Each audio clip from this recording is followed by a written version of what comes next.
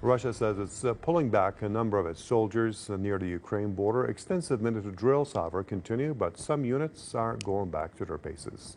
Ukrainian foreign ministry says that they have managed, with their partners, to deter Russia from further escalation. This while the Russian foreign ministry spokeswoman says that the day will go into history as the day that Western war propaganda failed. Stay with us for a discussion of the issue. So let's first go to Brussels, to our correspondent Jerome Hughes, to hear the European side of the story. Jerome, over to you. Behruz, I think the latest developments here, tomorrow Wednesday and also Thursday, NATO defence ministers are due to hold a meeting here at NATO headquarters in Brussels, and there's speculation that they will actually agree on basically expanding NATO infrastructure further east, which has the potential, of course, to ramp up tensions even more and to provoke Moscow. Also tomorrow, European Parliament, there's due to be a lengthy debate in the European Parliament tomorrow, Wednesday, on this very subject, running for 3.5 hours. And it's anticipated, of course, there will be a lot of anti-Russia rhetoric, but also a lot of EU lawmakers who believe that really we have pushed Russia a bit too far, and we're seeing the results. And even earlier today, there was a debate in the Parliament on EU defence. And the point was made that while the West is accusing Russia of, being on the brink of breaching international law with a potential invasion into Ukraine, which Moscow denies that's the intention, there's hypocrisy there, because we see time and time again breaches of international law. For example, the point was made in the Parliament today, the fact that so many arms are built here and sold that are used, for example, in Yemen. So there is a great deal of hypocrisy. Antony Blinken, you'll remember, the US Secretary of State last week also talked about Russia cutting gas supplies to Europe. And, the analysts I've been speaking to saying this is very unhelpful type of language, especially when it's completely untrue. Russia has fulfilled all its contracts. Gazprom has fulfilled all its contracts with Europe. And yet you have this type of language which creates a perception in the public mind that, it demonizes Russia, which again isn't very helpful in terms of how Vladimir Putin and authorities in Russia could respond to the overall crisis. So again, the big developments here in the coming days, I think, will be the NATO defence ministers meeting and also the big debate that we're anticipating in the European Parliament. Okay, thanks for that, Jerome Hughes, our correspondent in Brussels. Now, welcome to the Spotlight. I'm your host, Behruz Najafi, and these are our guests joining us in tonight's edition. We'll have radio host and journalist Don DeBar from Westport.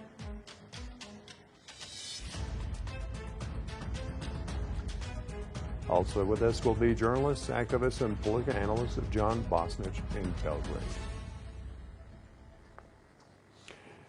Welcome, Don. Good to have you with us. So the U.S. and NATO have been talking about the inevitability of Russian invasion. Is Russia going to invade Ukraine? It's a complex question. First of all, the United States has maintained repeatedly that Russia was about to invade Ukraine since 1992.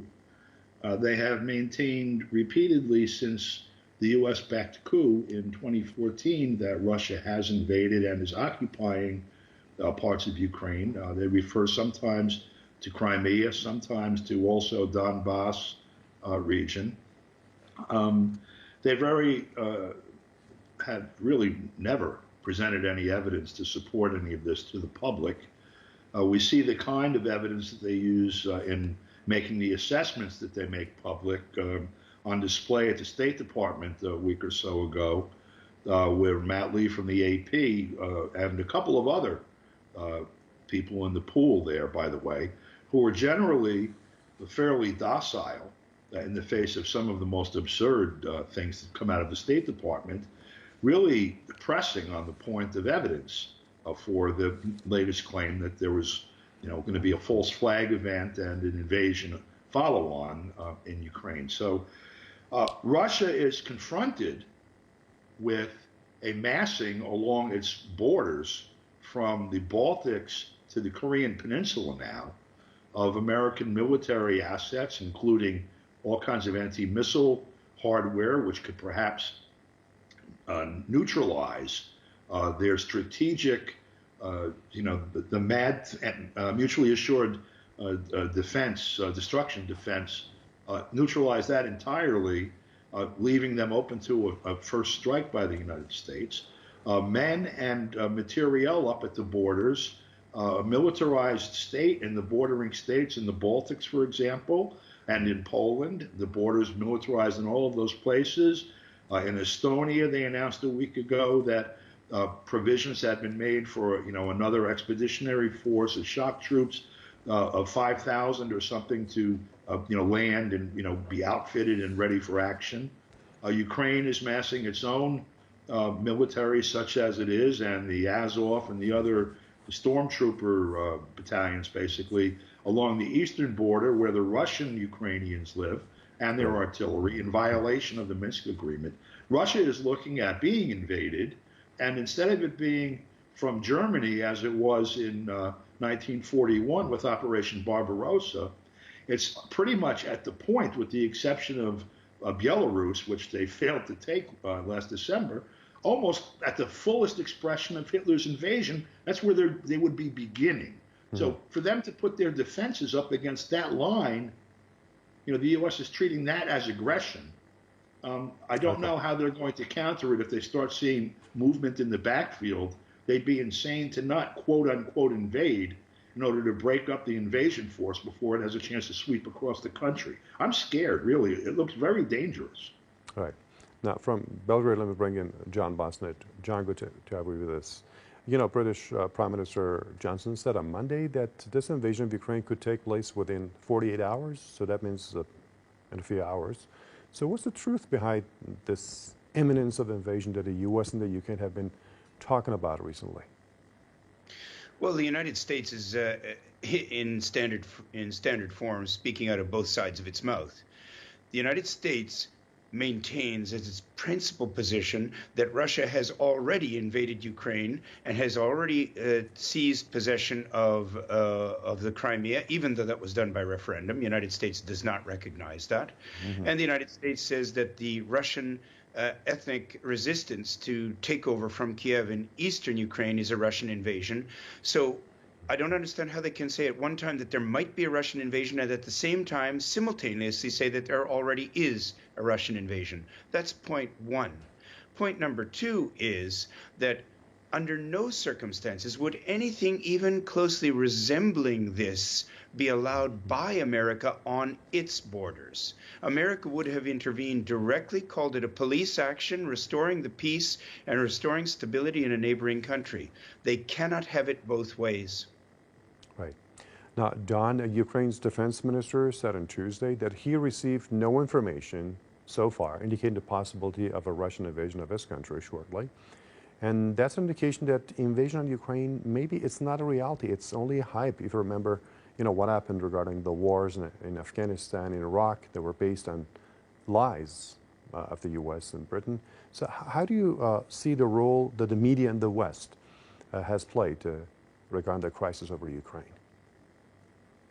First, so you have to ask yourself, how you reach such a point of unanimity across the media in the U.S., and I would say throughout much of Europe, too, with some important contradictions, on something that is so obviously at least contentious, if not complete fabrication.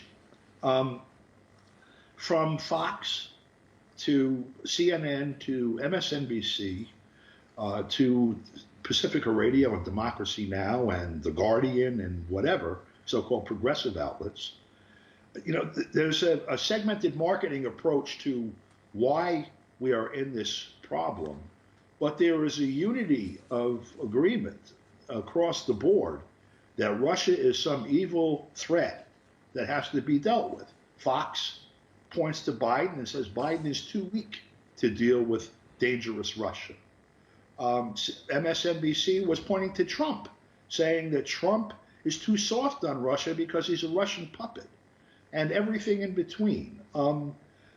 Someone somewhere that makes the decisions about how to broadcast these segmented messages to the American public and the world through the U.S. media outlets, which are the largest in the world, they have decided to organize the military and political structures of the U.S., Europe, and its allies in Asia into a war mode directed at Russia.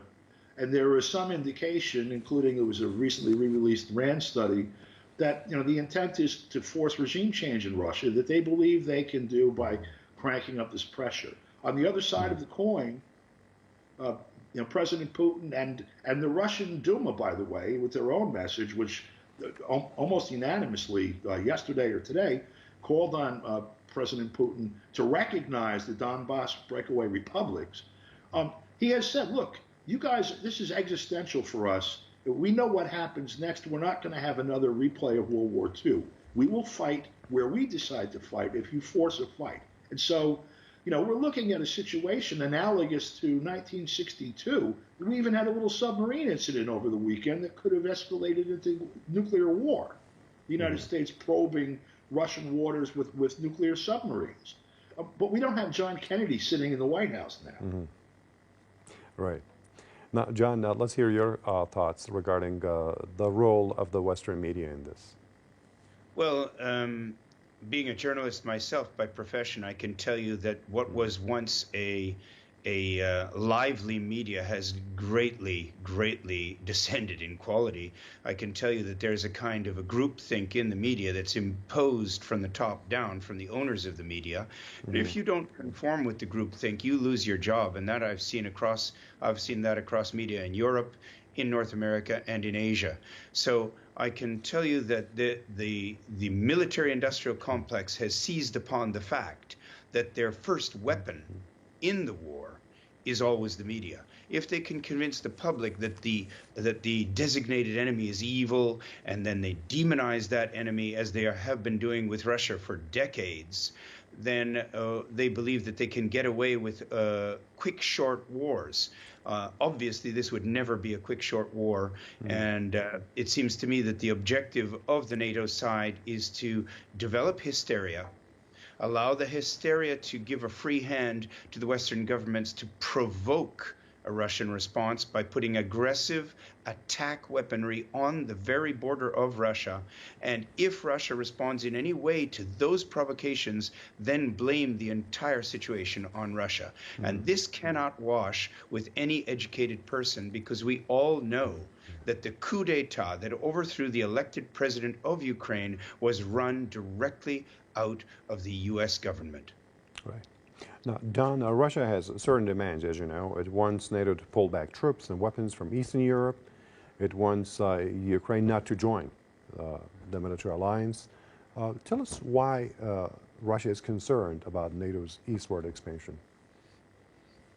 For the same reason that the U.S. almost went to nuclear war because the Soviet Union put a couple of dozen nuclear missiles in Cuba, 90 miles away from the U.S. border. It changes the strategic balance to a position where the defending nation state has a very limited response time to determine whether or not something is an actual immediate threat or a potential threat. When you have nuclear weapons and you're on a 5 or 3 or 12-minute response time, you have an envelope of that much time to respond, and you can't tell whether or not something coming at you is a nuclear weapon or a flock of birds or whatever. You have your finger on the button in defense. It's a dangerous condition. And this is a condition that does not have to exist. The United States has voluntarily organized the former buffer states. That's what the Warsaw Pact was. Buffer states that were negotiated after World War II, after Germany had, for the second time in a century, invaded Russia. And they had swallowed them all up and put in material that now, rather than meaning we're only a week's march from Moscow, puts nuclear missiles 3-4 minutes from Moscow. So that whenever someone in Washington calls Putin up and says, look, we want you to sign over Rosneft, we want Gazprom to be owned by Standard Oil or whatever, we've got our finger on the button. If somebody hiccups, they don't know if this is 30 thermonuclear warheads coming into Moscow or a bird, a flock of birds. It's not a place to be able to conduct normal relations from. And it's exactly the condition that's been imposed on Russia. And Russia has the wherewithal to push back, and they have indicated that they're going to do it. And if you look at it objectively, they have given as much space as they could. Rather than pushing back when they first moved material into East Germany against the promise that was given back by the Reagan administration, George Shultz, all of that, to a number of Russian officials, they have waited until they're knocking on the door with the most advanced weaponry ever and the largest amount of it that they've faced since Hitler came in. Okay. Now, John, talking about Moscow's demands, the U.S. and NATO allies have not given a proper response. They've kind of rejected those demands. So does this not mean that this crisis will continue to simmer as long as those demands are not taken heed of? Well, I think that we're in a situation where if talking doesn't work, psychological pressure might.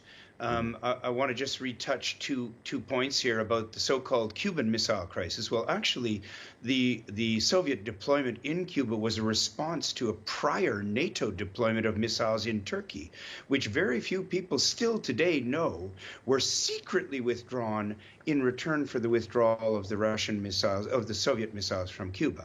So the provocation, even back then in 1962, was on the side of NATO and on the West. Mm-hmm. And if we want to put the shoe on the other foot, we should remember that in World War I, when the German government merely sent a telegram, just sent a telegram to Mexico offering the return of territories that America had taken from Mexico, the American government rolled into action to declare war on Germany. Right. If Russia were to respond today to what America has done in Ukraine, staging a coup, sending in advisors, and shipping over weapons, we would already long ago have been at war with Russia directly attacking America. The Americans do not follow their own principles and their own words. They're double-crossing not just Russia, but the entire world. Mm-hmm. Now, Don, the U.S. Has supplied arms, including Javelin anti-tank missiles, to Ukraine. Germany has refused to provide any weapons, and Kiev is not happy about it. So how do you see Europe's position, especially Germany and France, in this crisis? Now, people tend to forget even what's happened recently, let alone over the last 50 years or so. Maybe back 54 years, there was a real possibility that Germany, even France, were going to have revolutions, and the people were going to join the Soviet bloc or make some third way or whatever out of it. The popular opinion inside Germany, for example, was highly negative when the Reagan administration introduced cruise missiles into Germany. People there have, and particularly 30, 40 years ago, but even now, a memory of the continent, their countries being devastated by war twice in the 20th century. And the staging of these weapons in their country, they're smart enough, regardless of what even their media says, to understand that those weapons become targets of the Russians in self-defense in the event of a war. And so there is strong opposition to the possibility, even, of Germany or France or Italy, these countries among the population being the battlefield for a war between the United States and Russia. And so at the bottom of it, you have this percolating. In addition to that, in the United States itself, since the 2020 election, there's an article in PressTV, actually at presstv.ir, about the January 6th joint session where the ratification of the election took place. Half the population here that watched that stuff unfold understands that the election, or certainly believes that the election was stolen, and they don't even see this president as being legitimate. 4 years prior to that, the other half of the population didn't think that President Trump was legitimate. Now, generally, when you go to war, you go in with united public opinion. That was organized for both Iraq wars and every other adventure the U.S. has gone on in the last 50 years. That is an impossible precondition to establish now, and going against Russia is going to be an entirely different kettle of fish, as they say, than going against Iraq, Afghanistan, or, et cetera, Syria, et cetera. Okay. John, regarding what concerns Russia, if we have a flashback at history, let's remember what the U.S. did to Yugoslavia and what the Europeans did. So is this not, again, maybe another reason why Russia is concerned about NATO's expansion? Absolutely. As a reporter who was here during the bombing and had 16 of my colleagues killed by American bombing of a television station just like your own, I can tell you that the rules of war for America have no meaning. And that means that the entire concept of an international court of justice, which they do not recognize, the superpower that doesn't recognize the International Court of Justice, means that we are on a knife edge here where no moral code, no written law, or even signed treaty has any validity in the eyes of the American military-industrial complex, which just operates the sitting president as a puppet through the Congress. So I think we're in a very dangerous situation.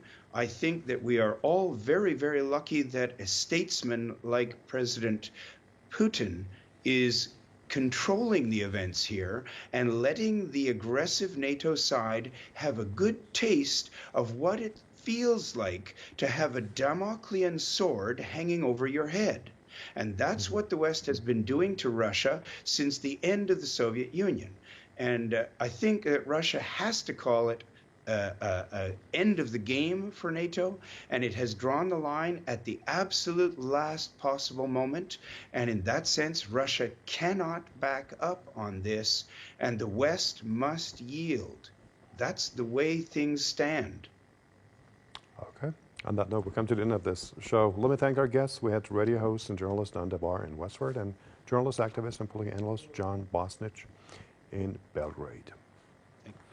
And thank you for watching this edition of the Spotlight. I've been your host, Behruz Najafin. I'll see you next time.